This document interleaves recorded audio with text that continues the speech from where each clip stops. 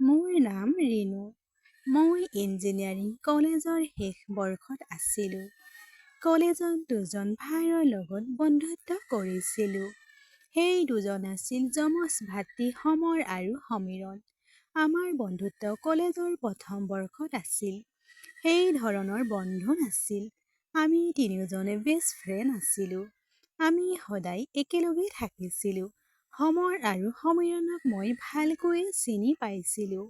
তেওঁলোকৰ ভাল লগা আৰু বেয়া পোৱা দুয়োটা একেই আছিল যদিও তেওঁলোকক চাই মই সহজে গম পালোঁ কোন সমৰ আৰু কোন সমীৰণ।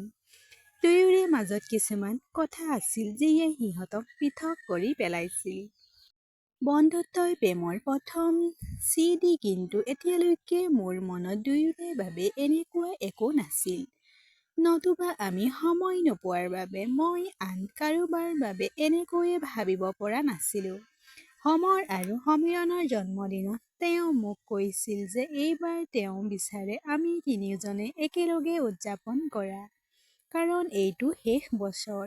তাৰ পিছত আমি আমাৰ ঘৰত থাকিম বুলিও ক'লো। ঠিকেই আছে, যি বিচাৰে। তিনিওজনেই ৰাতিপুৱাই ওলাই আহিলো। তাৰ পিছত জন্মদিন উদযাপন কৰি ৰেষ্টুৰেণ্ট এখনত ৰাতিৰ আহাৰ গ্ৰহণ কৰিলো। তেনেতে তিনিওজনে বহি আছিলো। দুয়ো নিমাত হৈ পৰিল। সাধাৰণতে দুয়োজনে মোৰ ভৰিখন টানি থাকে, কিন্তু আজি কিবা এটা বেলেগ আছিল। আজি দুয়োকে বেলেগ যেন লাগিল। ফাইনেল ইয়েৰৰ আছিল আৰু এতিয়া আমিও ঘৰলৈ যাব লগা হৈছিল। সিহঁতৰ লগত এই কলেজীয়া দিনবোৰ কেনেকৈ পাৰ হৈ গ'ল মই নাজানো। মই সুধিলো, কি হ'ল? এইবাৰ আপুনি অকলে জন্মদিন উদযাপন কৰি আছে আৰু দুয়োজনীয়ে যেন সলনি হৈ আছে। কলেজৰ শেষ জন্মদিন বুলি ক'ব লাগে, আৰু আমাৰো কিবা এটা ক'বলগীয়া আছে। তাৰ পিছত কি হ'ল? মোৰ জীৱনৰ আটাইতকৈ ডাঙৰ নিৰ্ধাৰণ হৈ পৰিল। দুয়োজনে ক'ত ক'লে যে আমি দুয়োজনে আপোনাক কিবা এটা ক'ব বিচাৰো। মই কি ক'লো? এই কথা শুনি আপুনি অলপ আচৰিত হ'ব পাৰে, কিন্তু সঁচা কথা তেওঁলোকে ক'ব লাগে। আমি দুয়ো তোমাক ভাল পাওঁ। প্ৰথমবাৰৰ বাবে বুজিলো দুয়োজনে কি ক'ব বিচাৰিছে। মই তেওঁলোকক ইমান দিনে চিনি পাইছো যে তেওঁলোকে কেতিয়া ধেমালি কৰিছে আৰু কেতিয়া সঁচা কথা কৈছে মই জানো। কিন্তু কথাটো ধেমালিতে ল'ব বিচাৰিলো আৰু ক'লো, হয়, মইও তোমালোকক দুয়োকে ভাল পাওঁ। সেইবাবে মই ইয়াত আপোনাৰ লগত আছো। দুয়োজনে ক'লে, নাই, সেইজনক নহয়। আমি তোমাক সঁচাকৈয়ে ভাল পাওঁ। জানেনে আমি কি কৈছো? এগৰাকী ছোৱালীৰ বাবে এইটো এটা অতি বিশেষ মুহূৰ্ত, কিন্তু এইটো মোৰ বাবে এটা ডাঙৰ প্ৰশ্ন হিচাপে ওলাই পৰিল। মই সিহঁতক ক'লো, তোমালোক দুয়ো উন্মাদ হৈ গ'লা নেকি? তুমি দুয়ো মোক ভাল পাবা, মানে মই তোমালোকক দুয়োৰে প্ৰেমিকা হৈ পৰিম, আৰু তাৰ পিছত তোমালোক দুয়োৰে মনটো ঠিকেই আছেনে? তেওঁ ক'লে, মই তোমাক ভাল পাওঁ। কলেজৰ প্ৰথম বৰ্ষৰ পৰাই আমি তিনিওজনে কেতিয়াও ইজনে সিজনক এৰি কলৈকো যোৱা নাই। যেনেকৈ আমি অনুভৱ কৰিছো, হয়তো তোমাৰো একেই হ'ব। আপুনি আমাৰ মাজৰ যিজনক বাছি লওক, আনজনে আপত্তি নকৰিব। ইতিমধ্যে আমাৰ দুয়োৰে মাজত এনেকুৱা হৈছে। সিদ্ধান্তৰ আপোনাৰ। বহুদিন ধৰি গধুৰ অনুভৱ কৰি থকা মোৰ অনুভৱবোৰ শ্বেয়াৰ কৰি আমি মোৰ হৃদয়খন লঘু কৰিলো। মই তোমাক ভাল পাওঁ বুলি সমৰক কওঁতে সমীৰণে কি ক'লে? তেতিয়া সমীৰণেও ক'লে যে তেওঁ তোমাক ভাল পায়। সেইবাবে আমি দুয়ো ভাবিলো যে সিদ্ধান্তটো ল'বলৈ দিয়ক। দুয়োৰে মনটো সহজ হৈ পৰিছিল যদিও মোৰ বাবে ই এটা ডাঙৰ সমস্যা হৈ পৰিছিল। তাৰ পৰা আমি আমাৰ ৰুমলৈ আহিলো। আগতে মই কেতিয়াও তাইৰ কথা এনেকৈ ভবা নাছিলো, কিন্তু যেতিয়া কোনোবাই প্ৰপ'জ কৰে তেতিয়া অনুভৱবোৰ স্বয়ংক্ৰিয়ভাৱে আহিবলৈ আৰম্ভ কৰে। যদি আপুনি তেওঁক ভাল পায় আৰু ইয়াৰ দুয়োজনে মোক প্ৰস্তাৱ দিছিল, এতিয়া মই সিহঁতৰ মাজৰ পৰা এটা বাছি ল'ব লগা হ'ল। কিন্তু মোৰ বাবে এটা বাছি ল'বলৈ বৰ ডাঙৰ কথা আছিল। কলেজ শেষ হ'বলৈ ওলাইছিল আৰু ঘৰতে মোৰ টিকেটটো কনফাৰ্ম হ'ল। ইতিমধ্যে মোৰ এনে দুজন ভাল বন্ধু এৰি যোৱাৰ বাবে দুখী লাগিছিল। তাৰ ওপৰত এতিয়া এই প্ৰেমৰ কোণটো বেলেগ বেলেগকৈ আহিল। পিছদিনা আমাৰ তিনিওজনৰ মাজত সেই বন্ধুত্বপূৰ্ণ অনুভূতি আৰু নাছিল। তেওঁক লগ পাওঁতে মোৰ চকুত এক বেলেগ ধৰণৰ লাজ লাজ ভাৱ দেখা গ'ল। সমৰৰ পৰা ফোন আহিল। ক'ত আছে বুলি ক'লে। মোক ফোন কৰিলে। মই তালৈ গ'লো। এইবাৰ সমৰক লগ পাওঁতে সমীৰণ নাছিল। সমীৰণ ক'ত আছে সুধিলোঁ। তেওঁ ক'লে যে তেওঁ কিবা কামৰ বাবে গৈছে।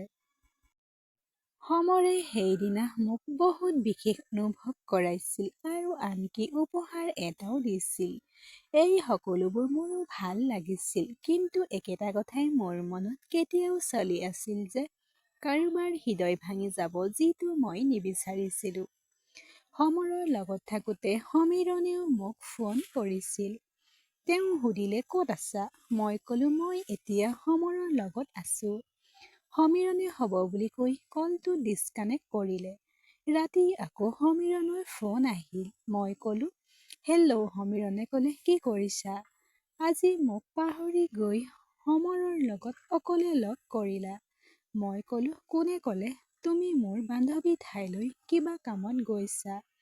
সমীৰণে একো নক'লে। কিন্তু বন্ধুৰ ঘৰলৈ যোৱা বুলি মোক কোৱা সমৰণহে। কিন্তু তেওঁ মিছা কথা কৈছিল। এনেকৈ আপোনাক অকলে লগ পাই তেওঁ আপোনাক আপলোড কৰিবলৈ চেষ্টা কৰিছে। কিন্তু আপুনি চিন্তাশীলভাৱে সিদ্ধান্ত লোৱা উচিত। মিছা কথা কৈছে। মিছা কথা কোৱাৰ ভাল নহয় বুলি মই ভাবোঁ। এতিয়ালৈকে মই ভাবিছিলোঁ যে মই দুয়োকে ভালকৈ চিনি পাওঁ। কিন্তু আজি গম পালোঁ যে মই সিহঁতক বন্ধু হিচাপে চিনি পাওঁ। এতিয়া দুয়োৰে পৰিৱৰ্তন হ'বলৈ আৰম্ভ কৰিছে। আৰু এই পৰিৱৰ্তন এদিনতে নহয়, হয়তো লাহে লাহে হ'ল। কিন্তু মই বুজি পোৱা নাছিলোঁ। দুয়োজনে কেতিয়াও ইজনে সিজনক মিছা কথা কোৱা নাছিল বা ইজনে সিজনক বেয়াকৈ কথা কোৱা নাছিল। এই সময়তে ঘটিছিল। মই বুজিলোঁ যে মোৰ বাবে এই দুই ভাইৰ মাজত দূৰত্ব বাঢ়ি গৈছে, যিটো মই একেবাৰে বিচৰা নাছিলোঁ। ইমান দিনৰ বন্ধুত্বৰ অন্তৰত মই নিবিচাৰিছিলোঁ যে এনেকৈ শেষ হওক। মই কি কৰিম? মোৰ টিকটৰ তাৰিখ আছিল 15 তাৰিখ। এদিন আগতেই তেওঁলোকক ফোন কৰি ক'লো যে তোমালোক দুয়োৰে লগত কথা পতাৰ প্ৰয়োজন আছে। তেওঁ অনুভৱ কৰি আছিল যে হয়তো মই তেওঁক ফোন কৰি মোৰ সিদ্ধান্ত ঘোষণা কৰিলোঁ। দুয়োজনে সেই কথাৰ বাবে ভালদৰে সাজু হৈ আহিছিল। মই তেওঁলোকক ক্ষমা কৰিবলৈ কৈছিলোঁ। কিন্তু মই তোমালোকৰ পৰা এটা কথা লুকুৱাই ৰাখিছিলোঁ। তেওঁলোকে কি ক'লে? ক'ত ক'লো মই ঘৰলৈ যাম বুলি? তোমালোকে দুয়োৰে জানা। কিন্তু মই কিয় গৈ আছোঁ নাজানো। কলেজ শেষ কৰাৰ পিছত সকলোকে চিনাকি হ'ব বুলি ক'লে। মই হয় বুলি ক'লো। কিন্তু মোৰ আৰু এটা কাৰণ আছে। এংগেজমেণ্টৰ বাবে ঘৰলৈ যাম। তেওঁলোকে ক'ব লাগে মিছা কথা কৈছা নেকি? ইমান সোনকালে চূড়ান্ত পৰীক্ষা হৈছে, গতিকে আপুনি এংগেজমেণ্ট কৰিছে। মই ক'লো যে মই এতিয়া বিয়া নকৰোঁ। মই মাত্ৰ এংগেজমেণ্ট কৰিলোঁ। তেওঁলোকে ক'লে আপুনি আমাক এই বিষয়ে কোৱা নাই। মই ক'লো যে মই তোমালোকক ছাৰপ্ৰাইজ কৰিব বিচাৰোঁ। কিন্তু তাৰ আগতে তোমালোক দুয়োজনে সেই কথা কৈছিলা। আমি তিনিওৰ মাজত এনেকুৱা কিবা এটা হ'ব বুলিও ভবা নাছিলোঁ।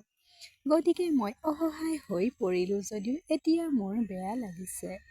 আমি তিনিজন ভাল বন্ধু আৰু তোমালোক দুয়োকে একেদৰে দেখিছোঁ।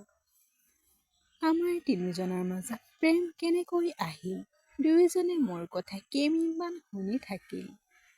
তেনেহ'লে খং উঠিলে কিয় মিছা কথা কৈছা? ইমান ডাঙৰ কথা আমাৰ পৰা লুকুৱাব নোৱাৰা। মই তোমাক কৈছিলোঁ। তোমালোক দুয়োজনে মোৰ পৰা লুকুৱাই ৰাখিছিলা। দুয়ো নিমাত হৈ পৰিল। মই তেতিয়া তেওঁক বুজাই দিলোঁ যে ইয়াত আমি তিনিওজনে একেলগে আছোঁ আৰু আমি সদায় ইজনে সিজনৰ মুখলৈ চাই থাকিলোঁ। সেইবাবে আমি আন কাকো দেখা নাপালোঁ। কিন্তু তোমালোক দুয়ো ইমানেই ধুনীয়া যে তোমালোকক যিকোনো ব্যক্তিয়ে ভাল পাব বিচাৰিব। মই জানিছিলোঁ যে সেই সময়ত তেওঁলোকক পতিয়ন নিয়াবলৈ কঠিন হ'ব। অলপ সময় মোৰ কথা শুনি সি তাৰ পৰা আঁতৰি গ'ল। মোৰ দুজন বেষ্ট ফ্ৰেণ্ডক হেৰুৱাবলগীয়া হ'ল। মই বিচাৰোঁ আমাৰ বন্ধুত্ব চিৰদিনৰ বাবে স্থায়ী হওক, কিন্তু এতিয়া সেয়া নহ'ব। গধুৰ হৃদয় এটা লৈ পিছদিনা ঘৰলৈ ৰাওনা হ'লোঁ। দুয়োৰে কোনোৱে মোক নমাই নিবলৈ নাহিল। মই এনেকুৱা হোৱাটো নিবিচাৰিছিলোঁ। মই বিচাৰিছিলোঁ সি মোৰ বিশেষ ভাল বেয়া কথা কৈ পাহৰি যাওক, কাৰণ এতিয়া মই তাৰ বন্ধু হ'ব পৰা নাছিলোঁ। কাৰণ এবাৰ অনুভৱটো আহিলে কেতিয়াও নোহোৱা হৈ নাযায়। ঘৰলৈ আহিলোঁ, তাইৰ নম্বৰটো ব্লক কৰি দিলোঁ। মই সঠিক কাম কৰিম নে নাই নাজানো, কিন্তু এটা কথা জানো যে দুয়োজনতকৈ বেছি কষ্ট পাইছিলোঁ। কাহিনীটো শুনি ভাল লাগিলে লাইক, কমেণ্ট, শ্বেয়াৰ আৰু ছাবস্ক্ৰাইব কৰি দিব।